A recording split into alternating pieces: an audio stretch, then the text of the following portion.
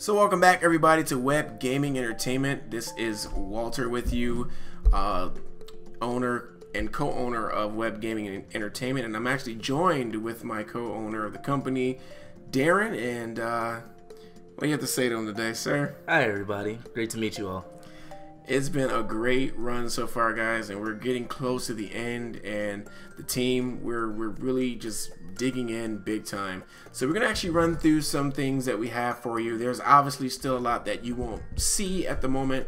A lot of things are being kept under wraps, but as you all know, the testing phase is coming up, and we're doing some selecting of some testers.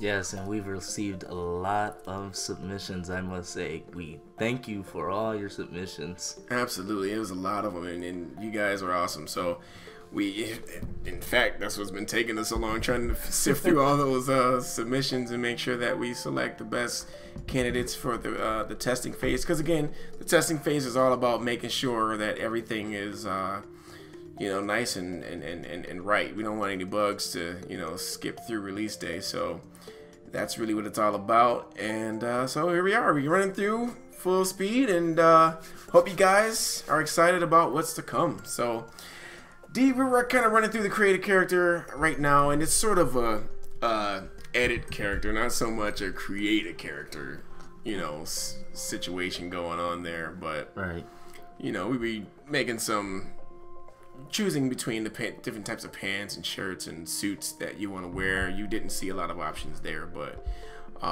there you have it. But then you get to choose some of the skills, for your character too.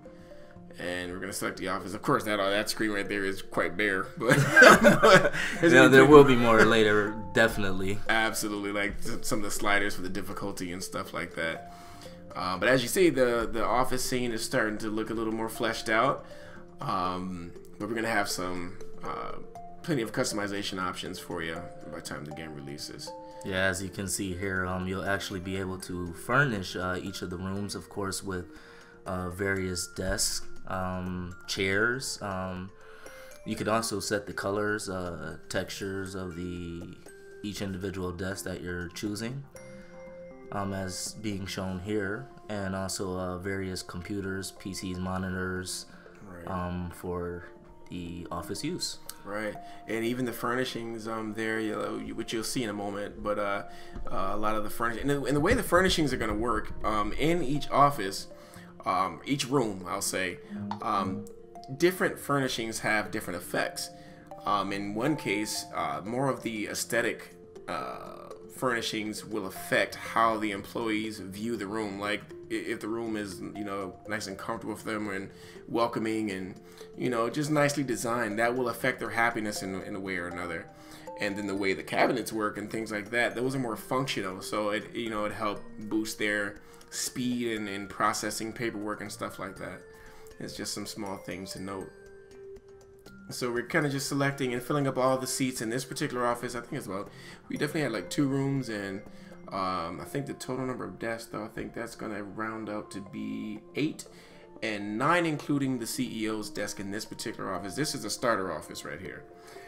But for the final game, there's gonna be plenty more bigger ones, in fact, but of course you have to start small, so that should be interesting. That's correct. And as you see here, with the bookshelves and the plants that you just saw being placed on the field there in each room, those represent what Walter was actually just referring to, right, as far as boosting the morale, I guess you want to say, of the employees, as far as exactly happiness with their employer, of course. Right, because when you go to work, you want to work in a nice place. You don't want to, see holes in the wall. And yes, this is correct. Right, and just bland walls, no decorations, no flora. So you sort of want to, make sure that you decorate your office in a way that, you would like to go to work. And, in a way, that's how we wanted to do it. We want to make sure that the game sort of mimics real life in some ways. Of course, it's a game at the end of the day, and it's supposed to challenge you, but we also wanted to give some realistic aspects to it. And there you have it. And then here we see the hiring of the actual individuals for these spots, and they do have dialogue with you, depending on who they are and if they have any complaints and things like that, or suggestions. You'll see a bit of that too in the final game. So, sort of running through it now. I'm going to hit play, and they're going to start traversing to their desk. And then we're going to start to get into a little bit of gameplay. And of course, we're still fleshing or balancing out this part, because, that's the challenge. You got to balance everything, or else the game's not going to be as, either it's going to be too challenging, or, not challenging enough. So that's where we are now. And that's a big part of the testing phase too. Yeah, we want it to be an enjoyable experience for you. Absolutely, and that's why we're so grateful that you guys are helping us out, because at the end of the day, you're the ones who will be playing it, and so we want to make sure that it's something that you guys can really enjoy. Now, it was something me and Darren was talking about before, and we wanted to share it with you guys. There's a few features that are going to be added after the release date that we think are very critical to the success of the game, or to the longevity of the game, I guess, in the way of customization. So allowing you to make your own offices, allowing you to make your own desk, allowing you to make your own computers and things like that. Just a lot of the objects in the game, we want to make a feature where, or I guess modding is the best way to put it. You guys, we want to make it so that you can, let your creativity flow within the game. And with a game like this, I think it's very important for something like that, because, if you're anything like me, or, you want to sort of leave your own mark and make it, for areas that you may not, I hate to say but areas that you may have some better ideas, you feel, and you want to throw something else in there to see, how it would work. We definitely want to give you the freedom to do that. So that's something we're going to be working on post-release. So when the game releases, there will be minimal modding support, if any, once it releases. But after release, it'll be probably most definitely free DLC, if it's going to be considered DLC. But it will be free, so that you guys can just, be able to mod the game to your liking.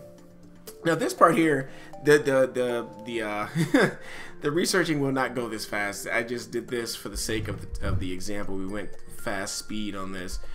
The research is going to take much longer to achieve. But once you do that, you can create better products and whatnot. But we'll get into more of that in another video, or later on down the road. And what do we have here? That was just a quick peek at the outsourcing window, which we're going to get into some more of that down the road as well. But pretty much everything you can outsource in some way or another.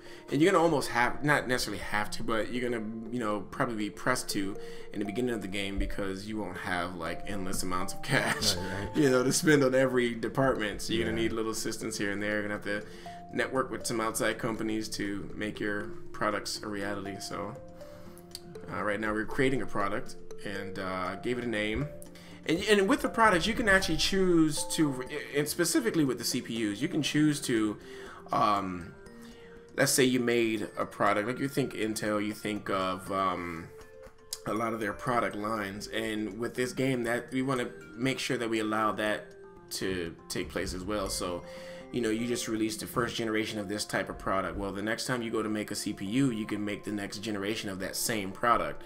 And as a result, its exposure in the market is going to be a little bit boosted, because people already know about the last one. You know what I mean? So we wanted to add that in there too. But you can also make a brand new chip if you wanted to as well.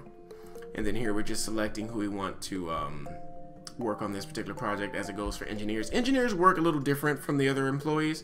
As engineers, every skill that they have will play a factor. Well, the truth is, every skill for every employee will play a factor in what they do. But when it comes to engineers, that's the one employee where you will be applying them to projects. Like your HR department, they pretty much work on HR stuff, and there's really no projects, so to speak. They're constantly working to make sure that department is functioning at peak, efficiency. But with the engineers, they're the ones creating your product. They're the ones you're designing it, but they're creating it, replicating it, and then they send it off to manufacturing to reproduce it. So, but you have to apply them, and they gain skills. They improve as they work on stuff, and then every employee in the game is trainable. So, we'll get to some more stuff like that down the road too. But this is the marketing screen here. You can choose from many different options for marketing. The thing in the game, you're going to have 3 different regions. Then you're going to have in those regions a bunch of countries, and in those countries a bunch of cities. So you have, it's worldwide and it's all fictional. We didn't want to replicate like New York City and stuff like that. But in the game, there will be representations or, of that city, so to speak. You know what I mean? So, but we wanted to make sure it's all fictional. Just felt that was a better direction to go. And then we joked about the bones and stuff. Casual gamers and hardcore gamers or customers. And this is our manufacturing window, where again at the beginning you're outsourcing a lot of your manufacturing because you just don't have the manpower to do it yourself. Or then again, you can hire a few people, but you won't be able to produce a lot of products in a short period of time. So if you're trying to, sell a lot of product, it's probably best to go this direction. It's a little costly going this direction, but if you really want to move some product, this is probably the best way to go. Yeah, mass reproduction. Mass reproduction. There you go. So, and as you can see, it is quite costly. Like total cost was $12 million. But again, we're still balancing some things, so that all these sort of things can change as far as the balancing of everything. Again, I had to go back in and look at that polar bear there. Yeah, I call it the panda bear. Oh man, yeah. So we're working on some of those things, but yeah, good times though. But I tell you, this it's all shaping up to be really fun, and we hope that you guys are excited about it because we are definitely excited about it. Yes, extremely excited about it. So we're again just working tirelessly, trying to get it done. Of course, we work full 9-to-5 jobs, so being a small indie company, it's a challenge, but we love it. It's what we want to do. So we relish every second of it and look forward to it. I mean, it's nothing like it, man. Nothing like it. As you can see in the top left corner, that's a timetable to sort of give you feedback on the progress of all the processes that you got going on. In this case, the product creation. So your engineers are working right now to design your product. And then, of course, that's backwards. So the manufacturing should not be done by now. They shouldn't even have started, in fact, because your engineers haven't quite finished. But that's just something we're tweaking out. So right now we're just showing it to you, but that's gonna be functioning just right by the time you get your hands on it, of course. And then there we go. Now the product should be about done. Got it going in fast speed, 3 times the normal speed there, and yeah, it should show complete. Okay, cool. So now you eventually, once the products get moving, you'll see the sales start to come in. Of course, the expense is really horrible, and our available cash is just like really. We should actually be filing bankruptcy at this point. But yeah, it's just a game, so I guess we can go ahead and be in that deep of a deficit and still survive. So. Unless we enter this little thing called a cheat code. Yeah, maybe, throw some we extra can cash get out of that little debt balance there. Absolutely. Of course, we're not going to put any cheat codes in there for you guys, though. We're just going to let you guys have to struggle through the beginning of it and find a way out of that hole there. That's a $1.2 million hole. Good luck. That'll be your achievement for it. There you go, achievement. You come out of that hole, man. You're awesome. You have mastered the strategy management game. All right, so right there, that's just all we wanted to show you so far, just to give you a glimpse of how things will work. There's plenty more windows that you will see. You'll be able to look into the market and see exactly how much exposure you have in different cities, different countries. You'll be able to see other companies and see how well they're doing, what they're producing, so that you can sort of plan and be strategic. But that's what we wanted to show you guys today. We hope that you liked it. Thank you all for watching. Thank you.